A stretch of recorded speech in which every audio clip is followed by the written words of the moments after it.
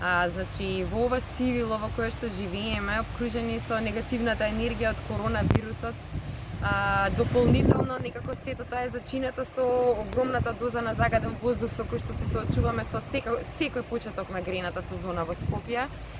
Како и секој октомври, така и овој секогаш почнуваме со истата забава во наводници.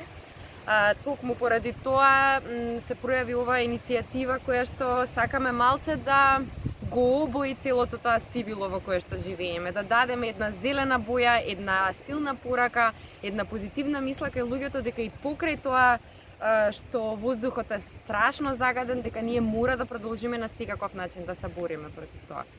Има ли вистински заложби од државата да се бори за чист воздух? Видете, јас сум екоактивист, мислам дека 7-8 години веќе и до сега не сум се соочила со вистинска заложба. Да, помош има, поддршка има, меѓутоа секогаш акциите почнуваат од нас кои што чисто волонтерски и од љубов го правиме ова. Мислам дека сето дека не се донесат радикални мерки, строги мерки, нема ништо да се промени.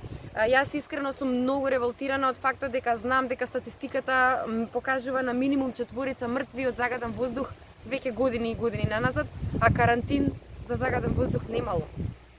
Не дека ја оспорувам короната, далеку од тоа, туку сакам да покажам дека жртви имаме огромен број од ова што е тука како еден вид на геноцид на народот.